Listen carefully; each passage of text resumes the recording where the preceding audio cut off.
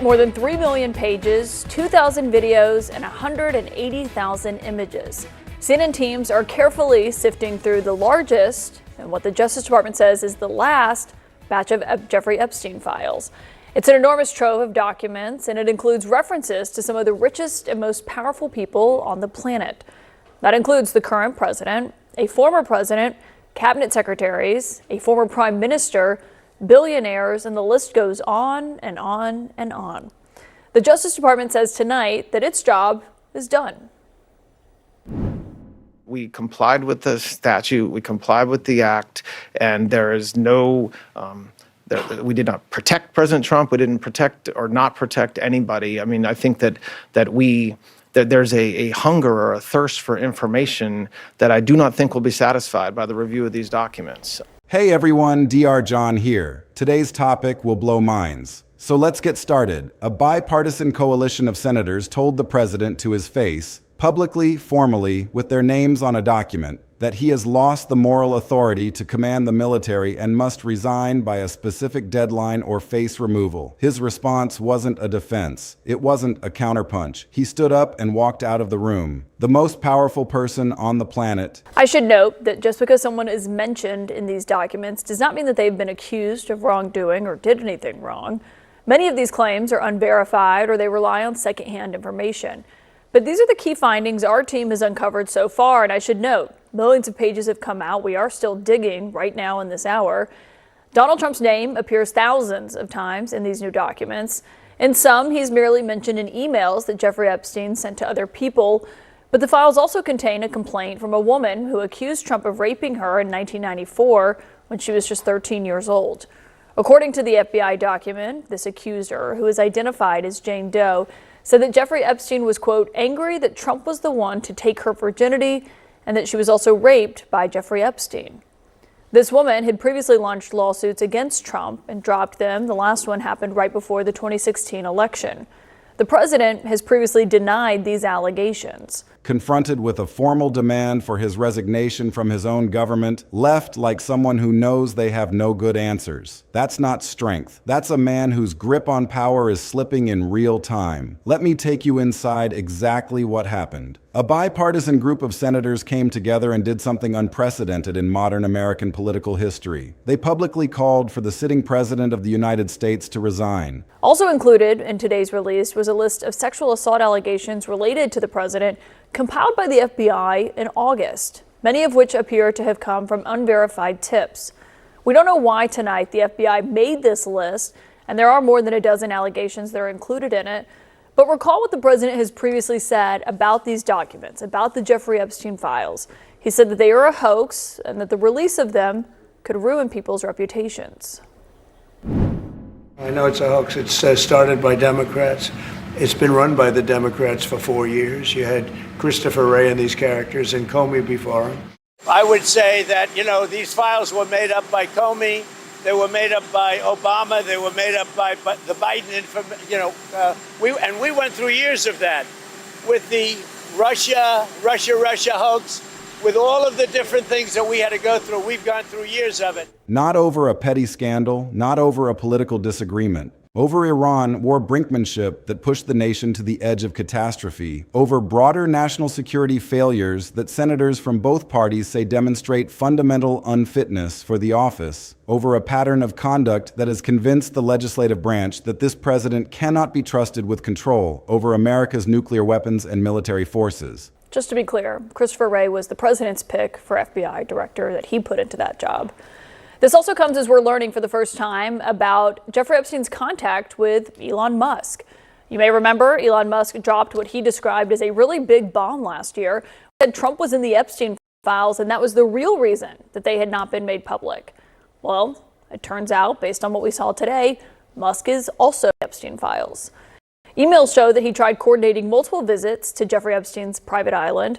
In one from 2013, Elon Musk asked Jeffrey Epstein, when should we head to your island? The year before, he said, what day night would be the wildest party on your island? Now, this is after Musk claimed, in all caps, I should note, last year that, quote, Epstein tried to get me to go to his island, and I refused. Musk's representatives did not immediately respond to CNN's request for comment for explanation for those emails and that contact.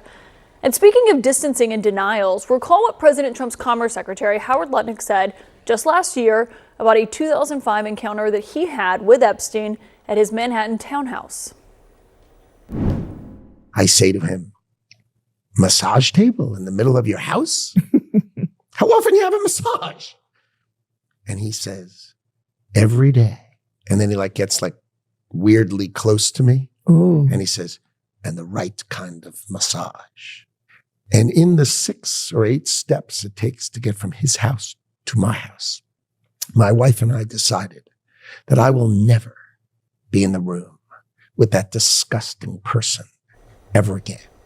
The resignation demand itself is non-binding. It does not legally force the president to do anything, but that misses the point entirely. The power of this demand is not in its legal force. The power of this demand is in what it represents. Senators from both political parties, Republicans who have defended this president for years, now standing side by side with Democrats, saying publicly that the man in the Oval Office has lost the moral authority to lead, saying that he is unfit to be commander-in-chief, saying that he poses a danger if he remains in control of the nation's military apparatus. That is not normal partisan opposition. That is something else entirely. That is the United States Senate, the body that the founders designed to be the cooling saucer of democracy, the deliberative body that moves slowly and carefully, telling the president that he has crossed lines that cannot be uncrossed. And here is where it gets even more extraordinary. The letter that these senators signed reportedly gives the president an ultimatum: resign by a specific date, voluntarily step down, leave office on your own terms, or if you refuse, we will explore using the 25th Amendment and impeachment to remove you. That is not a suggestion. That is not a polite request. That is a threat backed by the constitutional authority of the United States Congress. Resign, or we will make you leave. The 25th Amendment route allows the vice president and a majority of the cabinet to declare the president unable to discharge his duties. That is a high bar. The vice president is the president's hand-picked running mate. The cabinet is filled with loyalists. But the fact that senators are even mentioning the 25th Amendment as a serious possibility tells you how far the concerns about this president's fitness have traveled. The impeachment route is more traditional. The House of Representatives has already been moving articles of impeachment. Representative Larson has filed 13 articles. Over 70 House Democrats have been demanding removal. Now the Senate is joining that chorus. Both chambers of Congress, both parties to some degree, all saying the same thing. This president needs to go. Now let me walk you through what happened in that closed-door session, the one where the president walked out, because understanding that moment is essential to understanding why this resignation demand is so significant and why the president's response reveals so much about the weakness of his position.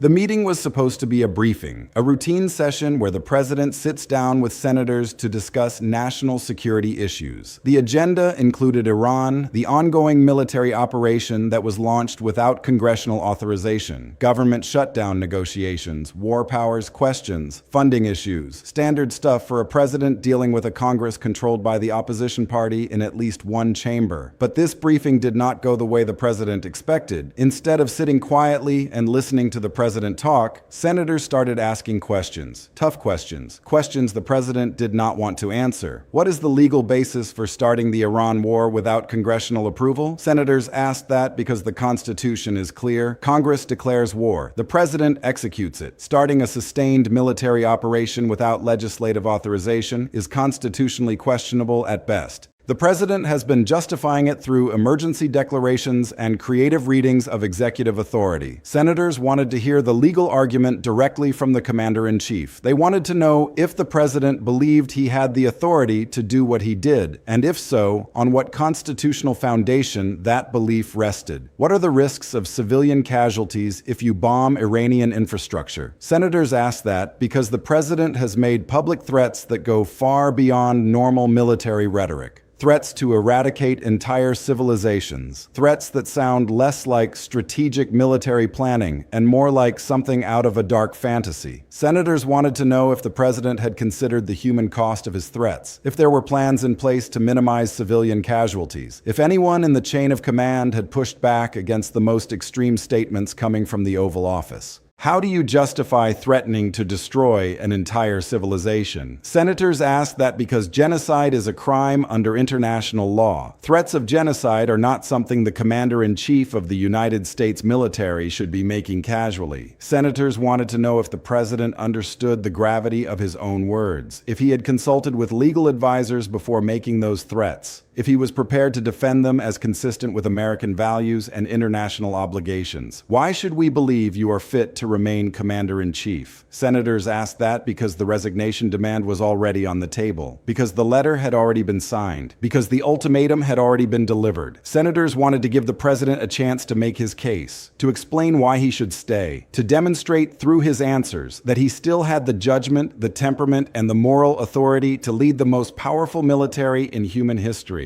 And the president's response to these completely reasonable questions from the elected representatives of the American people was to stand up and leave, not answer, not defend, not engage, just walk out of the room, leave the building, disappear, rather than face the scrutiny that the Constitution demands every president submit to. Think about what that means. The President of the United States, the person who wants to command the loyalty of the armed forces, who wants the country to trust him with nuclear launch codes, who wants Congress to fund his priorities and confirm his appointees, could not sit in a room with senators and answer basic questions about his own decisions. That is not strength. That is not defiance. That is weakness. That is someone who knows they cannot defend what they have done, so they run away rather than try. The pattern here matters. This is not the first time this president has walked out of a meeting when faced with accountability pressure. Look back at the shutdown negotiations. The president was meeting with congressional leaders about funding the government. Democrats would not agree to fund the border wall. The president stood up, announced that the meeting was a waste of time, and walked out. Look at other meetings with congressional leaders, when they challenge him, when they ask tough questions, when they refuse to simply nod along and give him what he wants. The pattern is consistent. The president disengages. The president leaves. The president refuses to participate in the normal give and take of democratic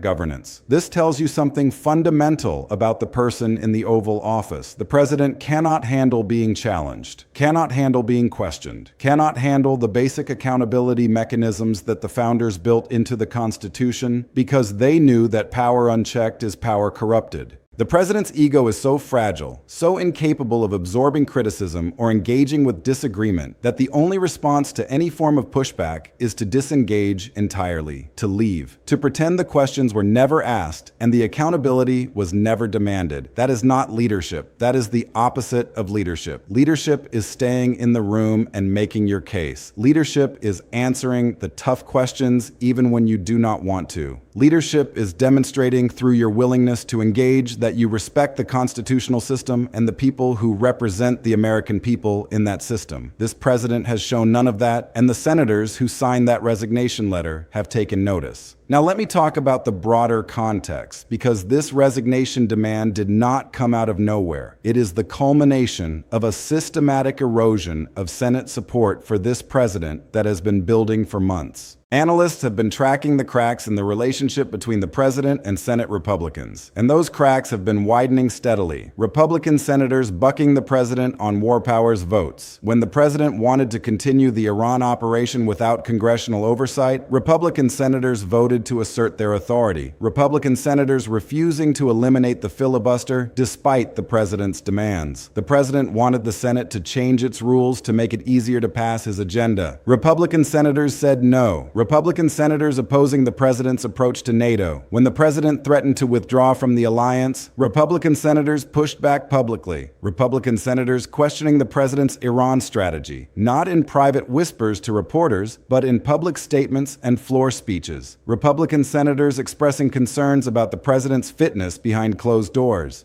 Concerns that are now spilling out into the open through this resignation demand. Each individual break with the president might seem small on its own. A vote here, a statement there, a refusal to go along with one specific demand. But taken together, these breaks tell a story of systematic erosion. Republican senators are no longer reliably voting with the president, no longer reliably defending the president's decisions, no longer treating the president as the undisputed leader of their party. They are calculating their own political futures, and more more and more of them are calculating that defending this president is more costly than breaking with him. Some of these senators are up for re-election in states where the president is unpopular. They need to distance themselves to have a chance at winning. Some are thinking about their legacies. They do not want to be remembered as people who enabled the worst presidential behavior in modern American history. Some genuinely believe the president went too far with the Iran war and the threats of genocide. They have moral objections to continuing their support. Whatever the mix of motivations, the result is the same. The president is losing Senate support across the board. And when you lose Senate support as president, you are in serious political trouble. The Senate confirms your appointees. The Senate passes your legislation. The Senate conducts oversight of your administration. And the Senate sits as the jury in an impeachment trial if the House votes to charge you with high crimes and misdemeanors. The connection to the House impeachment efforts is also critical here. The House has been moving on its own track. Representative Larson's 13 articles of impeachment, over 70 House Democrats demanding removal. But House efforts alone can only go so far. The House can impeach. The House can send articles to the Senate, but conviction requires the Senate. And conviction requires a 2/3 vote, which means at least 17 or 18 Republican senators would have to join all the Democrats to reach 67 votes. That is a very high bar. But if Republican senators are signing letters demanding the president's resignation, some of them might be willing to vote to convict if impeachment proceeds. That changes the math entirely. The resignation demand gives enormous momentum to the House impeachment efforts. It makes it much harder for House Republicans to argue that impeachment is just a partisan witch hunt when senators from their own party are publicly saying the president should step down. It makes it easier for House Democrats to argue that removal is necessary and justified when the other chamber of Congress is already demanding it. And it puts pressure on every member of Congress in both chambers and both parties to take a position on whether this president should remain in office. Let me also address the moral authority argument because that is the heart of what the senators are saying, and it is impossible for the president to counter. The letter reportedly states that the president has lost the moral authority to command the military. Moral authority is different from legal authority. The president has legal authority under Article 2 of the Constitution to command the military as commander-in-chief. That is a legal fact. But moral authority is about something else entirely. Moral authority is about whether people trust and respect your judgment, your character, your leadership. Moral authority is about whether you have earned the right to lead through your conduct, your decisions, and your treatment of the people you lead. The senators are saying that the president no longer has that trust and respect. That after threatening to eradicate Iran's entire civilization, after starting an illegal war without congressional authorization, after that war failed and the president surrendered to Iranian terms, after a pattern of conduct that demonstrates poor judgment, unstable temperament, and dangerous impulsivity, the senators are saying that the president cannot be trusted with control over nuclear weapons and military forces, that the president's threats were so extreme and his judgment so poor that he poses a danger if he remains commander-in-chief. And here is why this argument is so powerful. The president cannot prove he has moral authority. You cannot argue someone into trusting you. You cannot litigate your way into respect. Either people trust you or they do not. Either people believe you have the judgment and character to lead or they do not. And when bipartisan senators representing millions of voters are saying publicly that they do not trust the president, that they believe he has lost moral authority, that they think he is unfit to command the military, there is nothing the president can say to refute that. The president would have to demonstrate through his behavior that he deserves trust. But his behavior has been the problem. His threats, his walkouts, his refusal to engage with accountability, his pattern of conduct that the senators have documented and found wanting. The ultimatum structure of the resignation demand is also strategically smart. It gives the president a face-saving way out. The president could resign and claim he is choosing to step down on his own terms rather than being forced out. That would preserve some dignity. It would allow the president to control the narrative about why he is leaving. It would avoid the humiliation of being removed through impeachment or the 25th Amendment.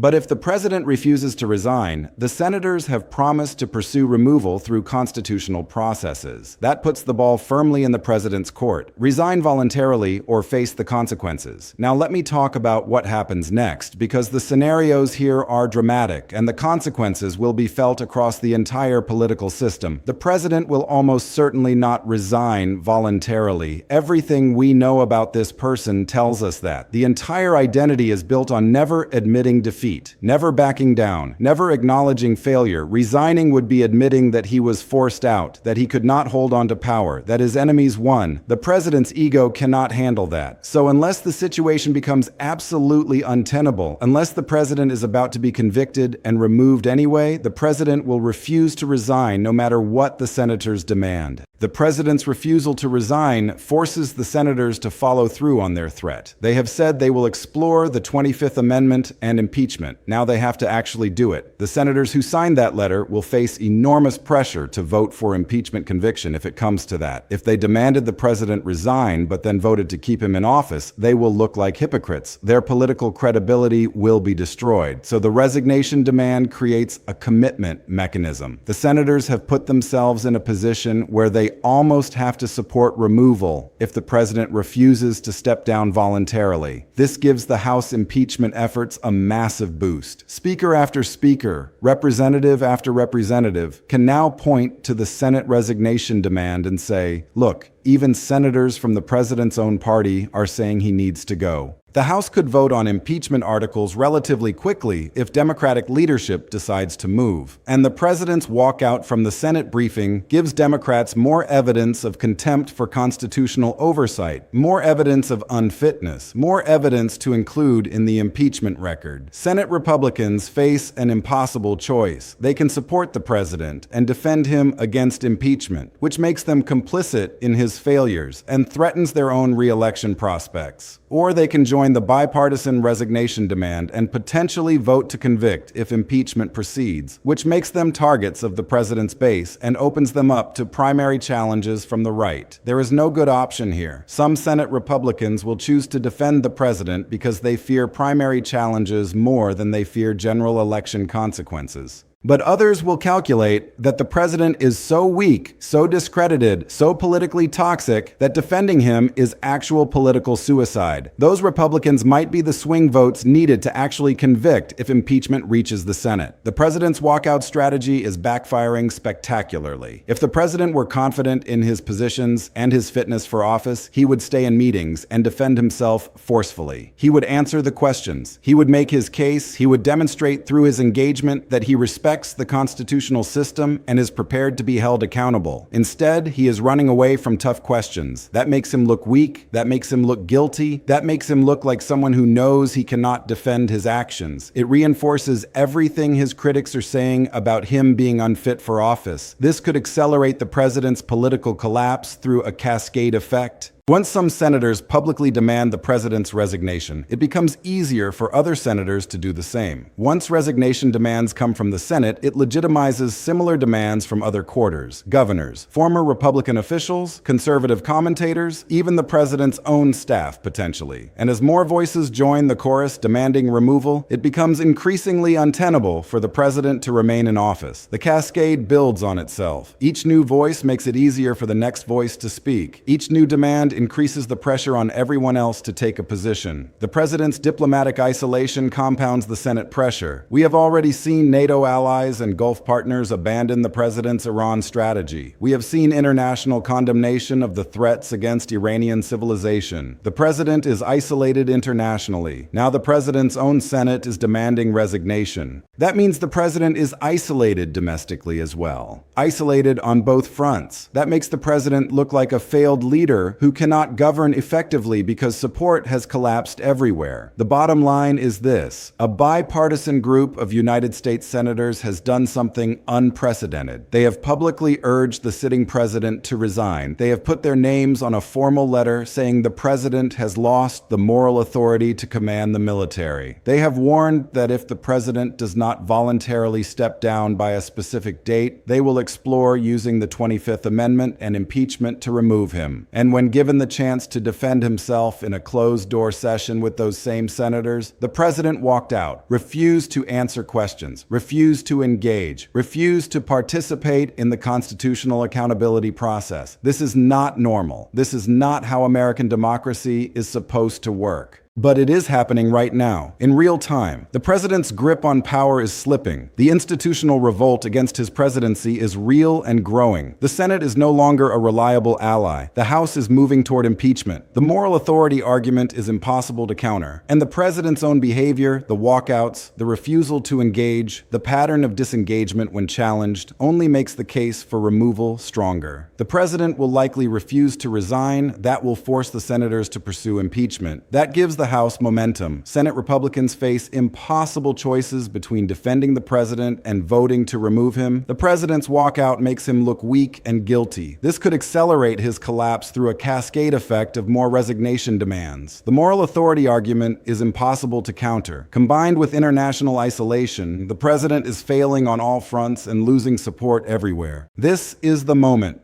Right now, the constitutional crisis that everyone has been watching for years has arrived. The question is not whether the president will survive politically. The question is how much damage will be done before the system finally resolves itself. And what will be left of American democratic institutions when it is over. I will see you in the next one.